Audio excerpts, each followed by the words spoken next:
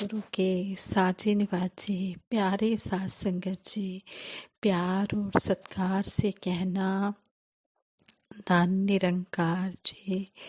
बोलिए सतगुरु माता सुदीक्षा सविंदर हरदेव जी महाराज की जय। साथ संगत जी, कहते हैं एक राजा राजकाज से मुक्त होना चाहते थे। एक दिन उन्होंने अपने उत्तराधिकारी को राज सिंहासन सौंपा और राजमहल छोड़कर चल पड़े।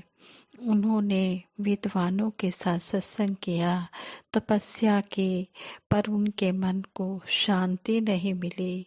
उदास मन से वह राजा तीर्थ यात्रा पर निकल पड़े। एक दिन चलते चलते वह काफी थक गए और भूख के कारण निढाल होने लगे। पगडंडी से उतरकर एक खेत में रुके और एक पेड़ के नीचे बैठकर आराम करने लगे।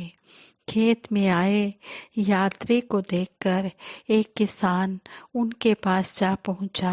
वह उनका चेहरा देखकर ही समझ गया कि यह व्यक्ति थका होने के साथ ही भूखा भी है। किसान ने हांडी में उबालने के लिए चावल डाले, फिर राजा से कहा, उठो चावल पकाओ। जब चावल पक जाए तब मुझे आवाज दे देना, हम दोनों इससे पेट भर लेंगे। राजा मंत्रमुग्ध होकर किसान की बात सुनता रहा। किसान के जाने के बाद राजा ने चावल पकाने शुरू कर दिए। जब चावल पक गए तो राजा ने किसान को बुलाया और कहा कि चावल बन गए हैं। दोनों ने भरपेट चावल खाए। भोजन के बाद किसान अपने काम में लग गया और राजा को ठंडी छाया में गहरी नींद आ गई। सपने में उन्होंने देखा कि एक दिव्य पुरुष खड़ा होकर कह रहा है, मैं कर्म हूँ और मेरा आश्रय पाए बिना किसी को शांति नहीं मिलती।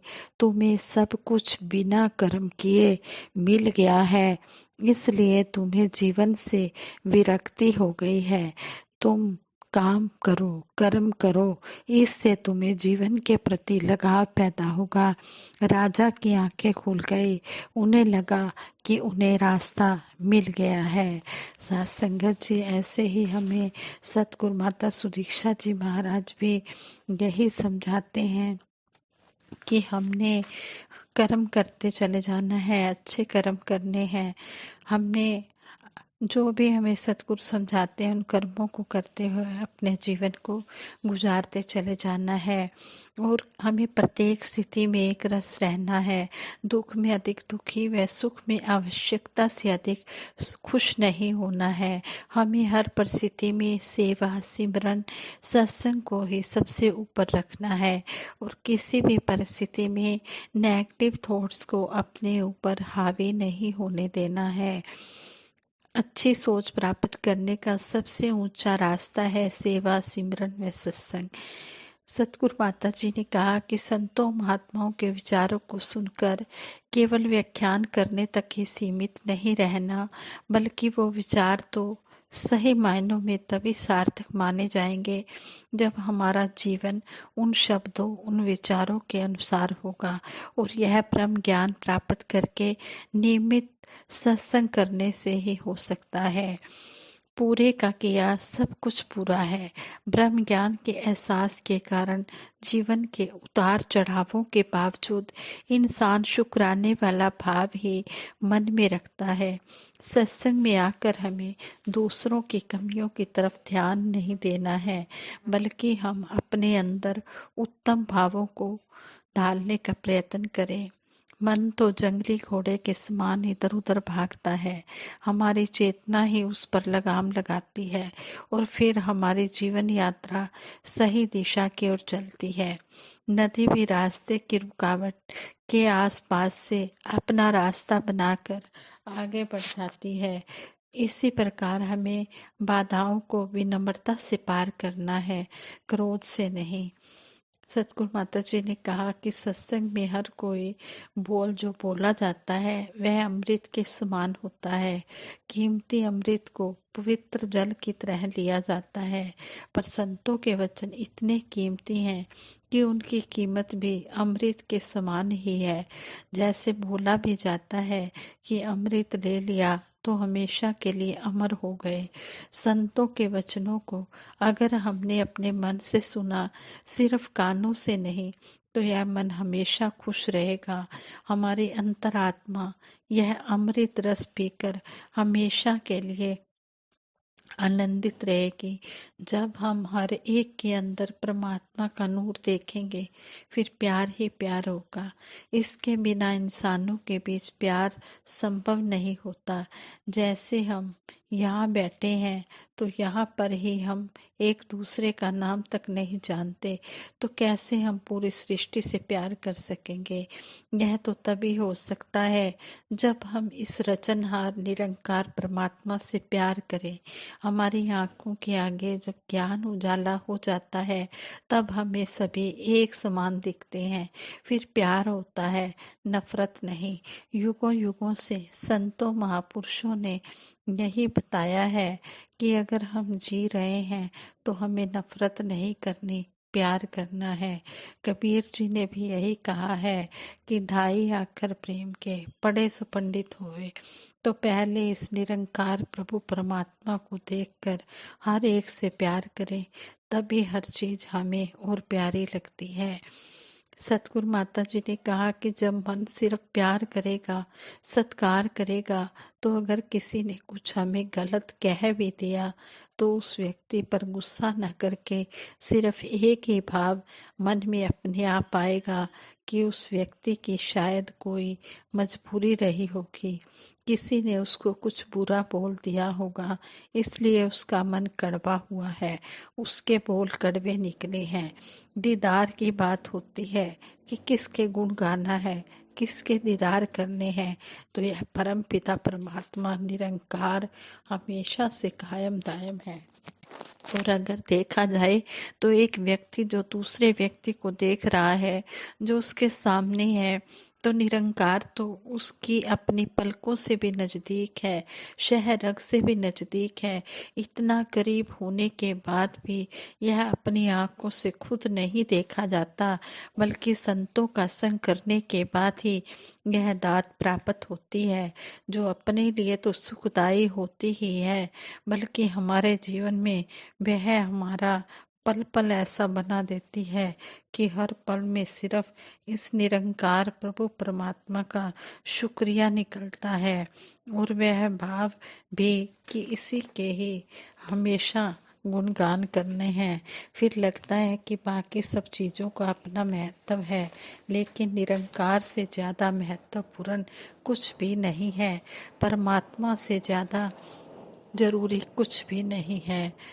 जब तूफान आता है तो हमें बोला जाता है कि कोई ऐसी चीज का सहारा लो, जैसे पेड़ या कुछ अन्य जो अपनी जमीन के अंदर इतनी मजबूती से जुड़ा हो, ताकि वह हवा फिर हमें उड़ा ना सके।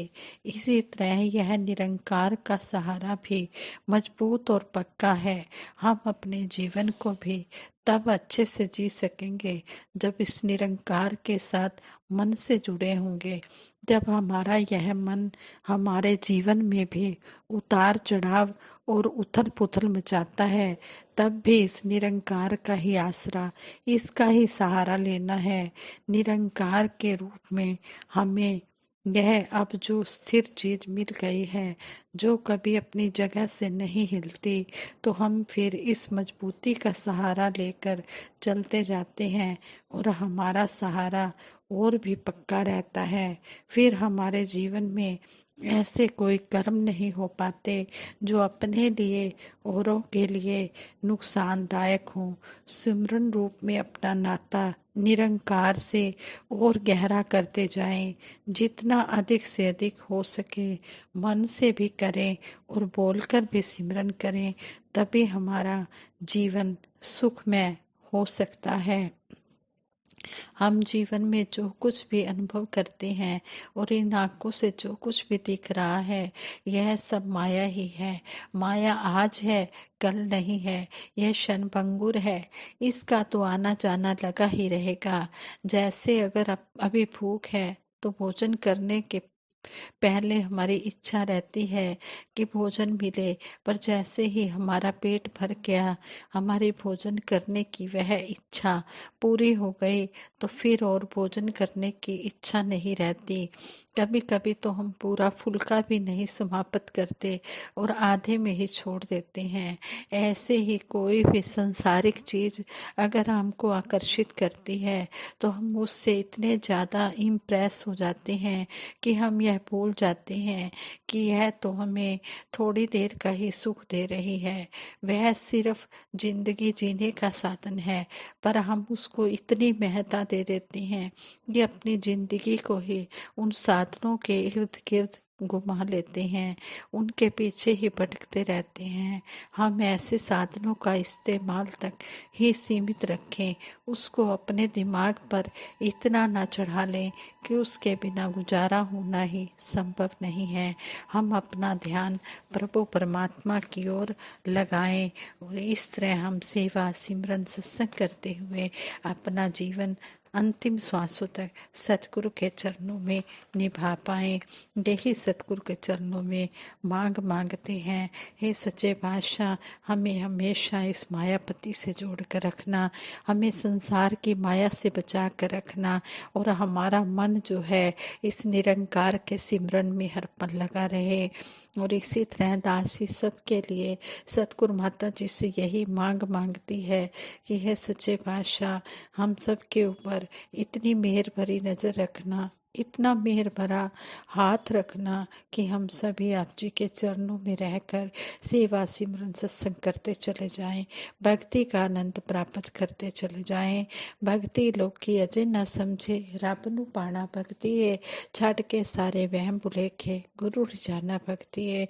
संपूर्ण अवतार वाणी में भी शहनशाह बाबा अवतार सिंह जी महाराज इस शब्द की ओर इशारा करते हुए हमें समझा रहे हैं कि भक्ति अभी भी जो संसार में भक्ति कर रहे हैं उनको पता ही नहीं भक्ति क्या है। जो इस परम पिता परमात्मा से जुड़ जाते हैं, सही मायनों में फिर उन्हें पता लग जाता है कि सतगुरु को रिझाना ही भक्ति है। जिसने सतगुरु को खुश कर लिया, उसने निरंकार को पा लिया, फिर कुछ और पाना बाकी ही रह ही नहीं जाता है। इससे ऊपर नहीं विचार जाके मन वस्या निरंकार। जिसके मन में निरंकार बस गया है, वो सबसे ऊंची अवस्था पर पहुंच जाता है, वो अपनी मंजिल को प्राप्त कर लेता है, क्योंकि निरंकार से ऊपर कुछ है ही नहीं। इसलिए जिसने भी इस उत्तम दात को पा लिया है, मुबारक है उनको। और जिन्होंने अभी तक इस दात को नहीं पाया है, उनके चरणों में भी दासी सतगुरु माता जी के आगे यही अरदास करती है, ये सच्चे बादशाह, आप जी के चरणों में यही अरदास है कि उन जीवों पर भी आप मेहर भरा हाथ रखना जिन्होंने अभी तक इस दात को नहीं पाया है। साथ संगत जी प्रेम से कहना, धन निरंकार जी।